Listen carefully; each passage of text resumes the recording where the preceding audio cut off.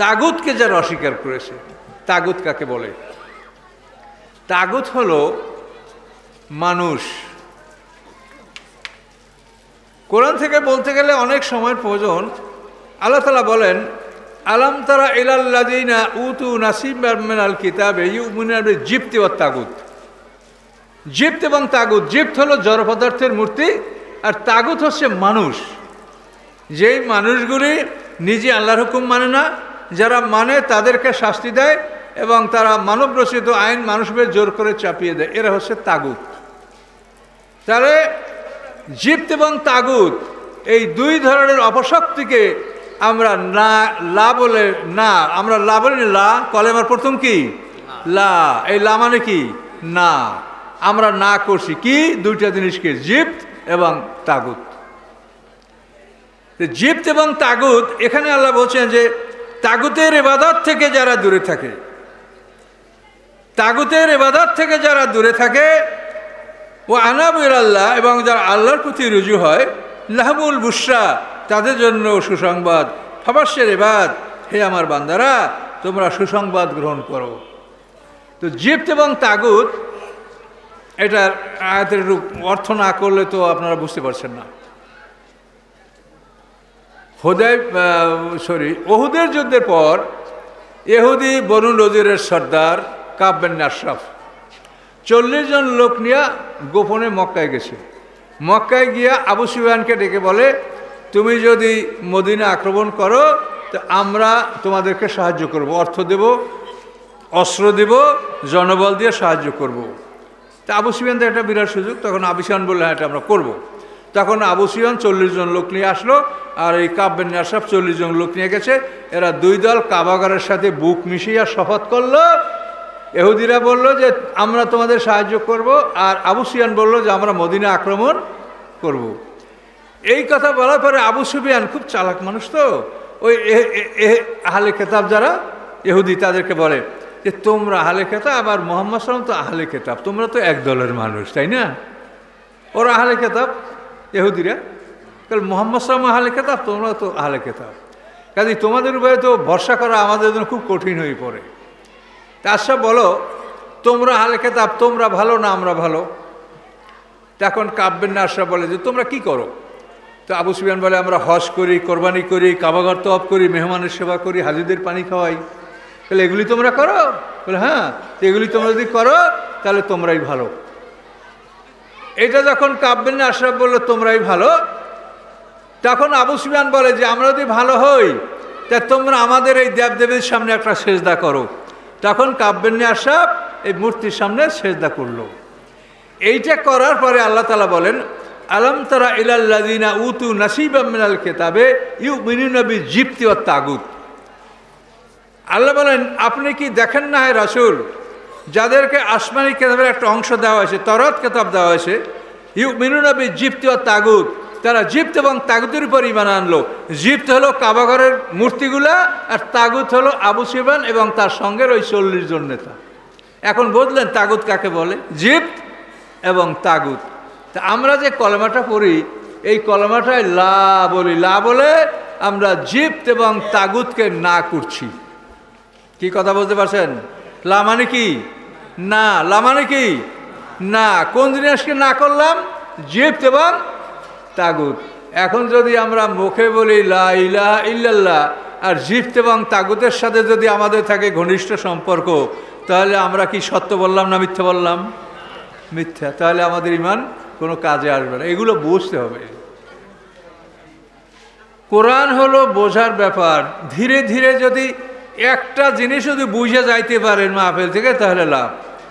জীবনে 50টা মাহফিল শুনিয়া যদি 50টা জিনিস, একটা করে জিনিস যদি বোঝেন, সেটা লাভ। আর এতগুলো ওয়াজ শুনছেন, কিছুই বোঝেন নাই। এই মাথা থেকে ওই মাথা, ওই মাথা থেকে ওই মাথা, আমরা তো এরকমই ওয়াজ করি।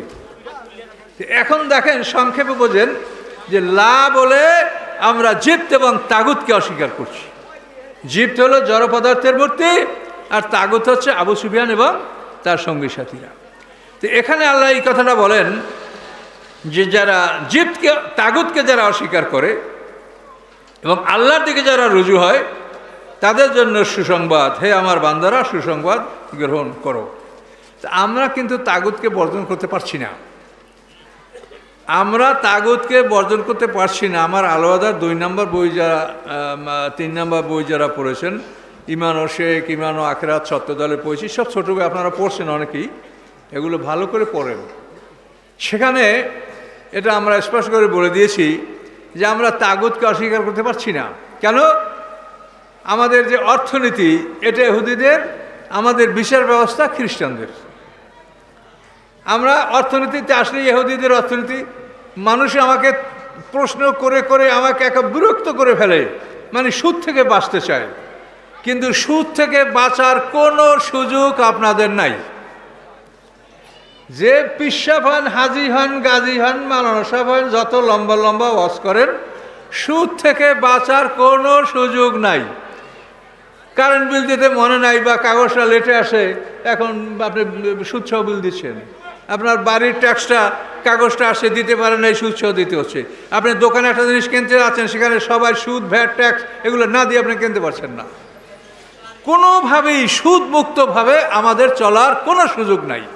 যেহেতু ইহুদি খ্রিস্টানরা এই পৃথিবীর মালিক, তারা পৃথিবীটাকে এমনভাবে সাজিয়েছে, ওরা জানে যে বেহেশতে তো আমরা যাব না, তো মুসলমানদেরকে যাইতে দেব না। কথা বলতে পারছেন?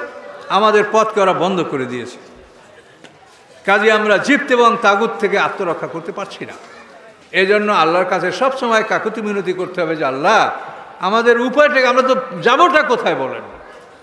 হিজরত করতে আল্লাহ বলছে, হিজরত কোথায় করব? কে নেবে আমাদেরকে?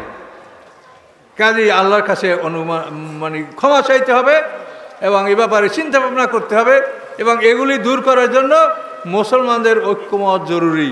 কিন্তু মুসলমানরা আমরা দলে দলে, বিভিন্ন দলে বিভক্ত, যার জন্য আমরা মুখে স্টেজে আমি আপনার কাছে খুব বড় কথা বলে যেতে পারি, কিন্তু আসলে বাস্তবে এটার কোনো মানে আমি এটা বাস্তব প্রমাণ করতে পারবো না। আমরা বিভক্ত, আমরা বিভিন্ন দলে দলে বিভক্ত, এই জন্য আমাদের কোনো মূল্য নাই। এবং এই বিভক্তির জন্য অনেক ক্ষেত্রে মানে জাল হাদিসগুলি আমাদেরকে এই ফিতনার মধ্যে ফেলে। এই জাল হাদিস সম্পর্কে কথা বললে আলেম সমাজ আমাদের বিরোধিতা করে, অথচ সব মুহাদ্দিসেই বলেছে যে কোরআনের খেলাফ হাদিস গ্রহণযোগ্য না। এটা আমি একা না, সব মুহাদ্দিসে এটা বলেন। তো কোরআনের হাদিস, কোরআনের খেলাফ কি হাদিস, আমি একটা দৃষ্টান্ত দিয়ে আমরা বুঝাই। দেখেন, আপনারা এই হাদিসটা সবাই শুনছেন, কি আল্লাহ রসুল বলছেন যে আমার উম্মত 73 দলে ভাগ হবে। শুনছেন না?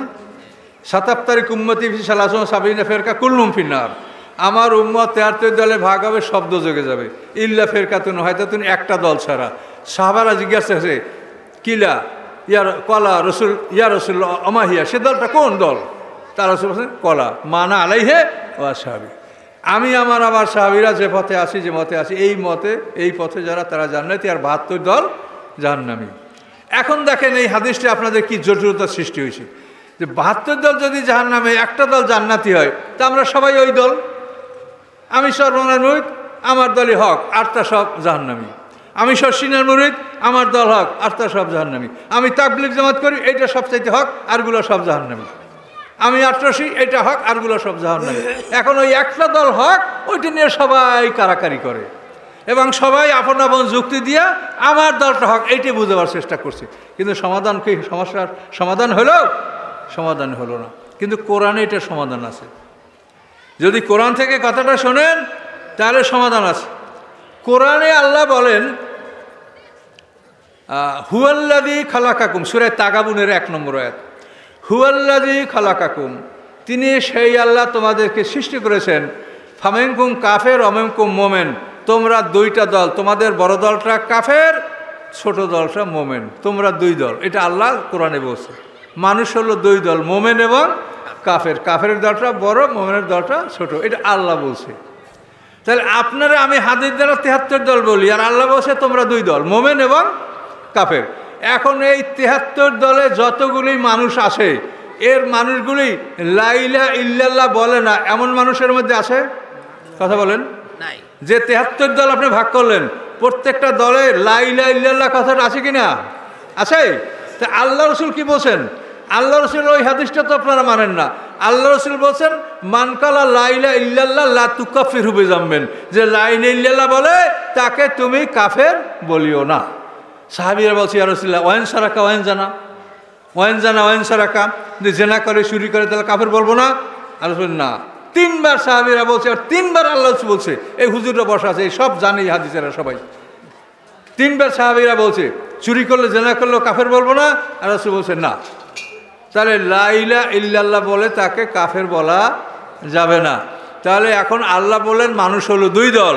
তাহলে আপনারা পৃথিবীতে যত দল আছেন, শর্ষিনা, চরমনাই, আটরশি, 90 রশি, জামাত ইসলাম, নিজাম ইসলাম, এই যত ইসলাম আছে এগুলি সব মিলে এক দল, আপনারা মুসলমান। আর অবিশ্বাসীরা হিন্দু, বৌদ্ধ, খ্রিস্টান যত আছে এরা এক দল। মানুষ হলো দুই দল, এটা আল্লাহ কোরআনে বলেছেন। এবং এটা এত সোজা, এই দুই দলের জন্য জায়গা দুইটা, মরার পরে জায়গা কয়টা? দুইটা। কি? ইল্লিন, সিজিন। আচ্ছা, বিচারের পরে জায়গা কয়টা?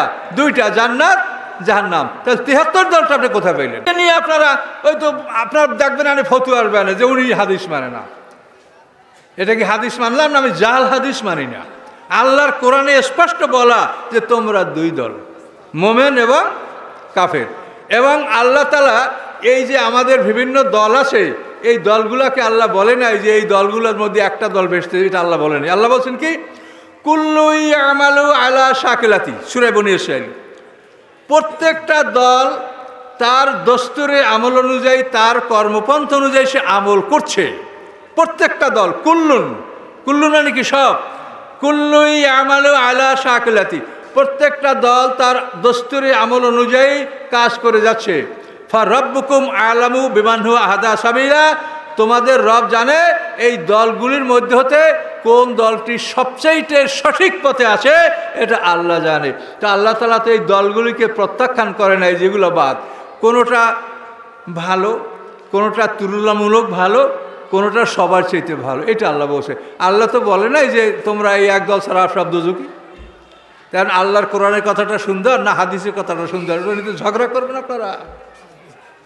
তা আমরা এই কথাগুলো বলি, এটা কি বলা সহজ? এটার জন্য আমাদের বহু গবেষণা করতে হয়েছে। আমাদের মধ্যে এখন ফতুয়া দেন মুফতি সাহেবরা, নিজেই ফতুয়া দিতে পারেন, এটা অন্য জায়গায় যাওয়া লাগে না, ফট করে বলে দেয় মোজাম্মেল হক কাফের হয়ে গেছে, হাদিস মানে না। হাদিস মানি কি না মানি, আমি একটা কথাই আল্লাহর কথা বলছি যে আমাকে যদি কেউ মারে, গালি দিয়ে আমি মাফ করব, কিন্তু যে আলেমরা বলে যে আমি হাদিস মানি না, তাদের বিরুদ্ধে আমার মামলা আল্লাহর কাছে থাকবে। আমি কোনোদিন তাদের ক্ষমা করব না। আমি প্রমাণ করবো আল্লাহর কাছে যে আমি মানি না, না তোমরা মানো না। দেখো কেন বলো এই কথা? তোমরা চিন্তা করো না, গবেষণা করো না, পড়িয়েই 2 কলম আর সেইটার উপরে তোমরা বসে আসো।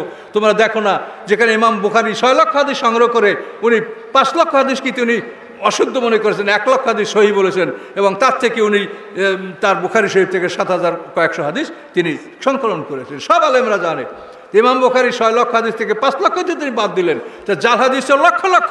কাজে আপনারা জাল হাদিস সময় চিন্তা করেন না, হাদিস পাইলেই একেবারে করে জানো বাপরে এটা হাদিস পাওয়া গেছে। তাহলে জাল হাদিসগুলো কই? এবং দেখেন সমস্যাটা সৃষ্টি হয় কেমন। কোরআনের কথায় কোনো সমস্যা আছে? দেখেন মানুষ তোমরা দুই দল, তারপর এই দুই দলের মধ্যে তোমরা সবাই দুই দল, যে কলেমা পড়ে সে তোমার, কিন্তু তোমরা বলো কি আমার মুরিদরা অন্য জায়গায় যাবে না। এটা কেমন কথা? আল্লাহ বলছে যারা তোমরা কলমা পড়ো তোমরা সবাই এক দল, কি ঠিক কিনা বলেন? কুল্লু ইয়ামালু আলা শাকিলাতি, আমলের ক্ষেত্রে প্রত্যেকেই আমলের একটা ব্যবধান থাকে। কেউ জিকির জোরে করে, কেউ আস্তে করে, কেউ ফিসফিস করে করে, মানে কেউ জামা এরকম পরে ওই রকম পরে, সবাই করে। এতে তো আর কেউ শরীয়তের বাইরে চলে যায় নাই।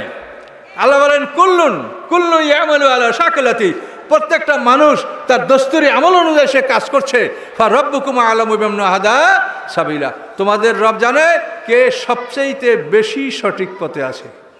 তাহলে ইসমে তাবদীল মানে কম্পারেটিভ ডিগ্রি, সুপারলেটিভ ডিগ্রি, মানে এখানে সুপারলেটিভ ডিগ্রি ব্যবহার করা হয়েছে।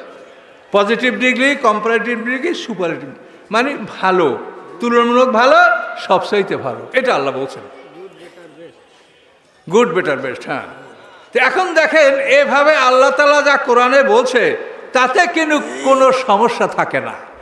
হাদিসের মধ্যে ঢুকবেন, যে হাদিস কোরআনের সাথে মিলে আপনি সেটা মানবেন। আল্লাহ রসুল বলছে যে লা ইলাহা ইল্লাল্লাহ বলে তুমি তাকে কাফের বলিও না, এটা আমরা গ্রহণ করছি, ঠিক আল্লাহ রসুল বলেছেন। লা ইলাহা ইল্লাল্লাহ বলে অনেক মানুষ ভেসতে যাবে। পৃথিবীতে এরকম বহু মানুষ আছে যে শুধু লা ইলাহা ইল্লাল্লাহ বলছে, এছাড়া কিছুই বলে নাই। এই যে সুমাইয়া, ইসলামের জন্য যে প্রথম নারী শহীদ, সে সময় কি নামাজ ছিল? খালি কলমা লা ইলাহা ইল্লাল্লাহ। এই লা ইলাহা ইল্লাল্লাহ বলার কারণে বহু লোক শহীদ হয়েছে, তারা তো নামাজই পড়ে নাই। কাজী জান্নাত আল্লাহর কাছে, বিধান আল্লাহর কাছে, বিধানকে বুঝতে হবে। তো সম্মানিত সুধী, তাফসির করা এটা ব্যাপক সময়ের ব্যাপার এবং ধীরে ধীরে বোঝানোর ব্যাপার। এটা তাড়াহুড়া করলে আমিও বুঝবো না, আপনারাও বুঝবেন না। আমি চেষ্টা করি ধীরে ধীরে কথা বলার জন্য, যাতে আপনারা বিষয়টা বুঝে নিতে পারেন। তাহলে এখানে আপনারা বিষয়টা কি ক্লিয়ার হইতে পারছেন যে এখানে আল্লাহ যা বলছেন এখানে কোনো জটিলতা নাই। তোমরা দুই দল, মোমেন এবং কাফের। এছাড়া তোমাদের জায়গা কোথায় বলেন তো? ইল্লিন সিজিন ছাড়া জায়গা আছে, জান্নাত জাহান ছাড়া জায়গা আছে, তা আপনারা এত দল কোথায়? কোথায় এদের জায়গা কই? সবাই মিলে যারা কলমা পড়ে সবাই মিলে আমরা এক দল। তাই যদি হয় তাহলে আমি আর এক ভাইকে ঘৃণা করি কেন? আমরা কেন বলি যে আমার মাহফিলে আমার মুরিদ আমার অশ্বর আর কারো অস শুনবে না? হ্যাঁ, তাহলে এই কথা আমরা কেন বলি? তাহলে এটা আল্লাহর খেলাফ হয়ে গেল কিনা? আল্লাহ তো বলছে যে তোমরা যারা কলমা পড়ো তোমরা সবাই এক দল। তোমরা যারা কলমা পড়ো, যারা লা ইলাহা ইল্লাল্লাহ বলো, তোমরা সবাই এক দল। কাজে আল্লাহর এই কথাটা আমরা কেন বাস্তবায়িত করছি না? পোশাক পরিয়া, লেফাজ পরিয়া, লকব নিয়ে আমরা কেউ ভেসে যেতে পারবো না। আমি মোজাম্মেল হক আপনাদের উপরে বসে বললে যে আমি ভালো মানুষ, এটার কোনো প্রমাণ নাই। কে ভালো মানুষ সেটা বিচারের পরে প্রমাণিত হবে। বড় কঠিন জিনিস। কাজে এই জন্য কোরআনকে ভালো করে বুঝতে হবে, কোরআনকে বোঝার চেষ্টা করতে হবে। কিন্তু আজকের সমাজে কোরআনকে মানুষ বাদ দিয়ে সব কথাবার্তা বলছে। আর কেউ যদি বলে তাও এলোমেলো, মানে সঠিকভাবে ধারাবাহিকভাবে একটা জিনিস মানুষকে বোঝাচ্ছে না। অনেক কিছু বলছে, অনেক বলার দরকার। আপনি একটা জিনিস শেখেন, আজকে একটা দিন মুখস্থ করেন যে একটা মানুষের জীবন হলো দুইটা মরণ, দুইটা জীবন, দুইটা বরজাক। প্রত্যেকটা দুবার জন্মগ্রহণ করে। একবার আমরা আদমের পিঠ থেকে জন্মগ্রহণ করছি, আর একবার আমরা মায়ের পেট থেকে জন্মগ্রহণ করছি। জোড়া জোড়া সব, আল্লাহর সৃষ্টি সব জোড়া জোড়া।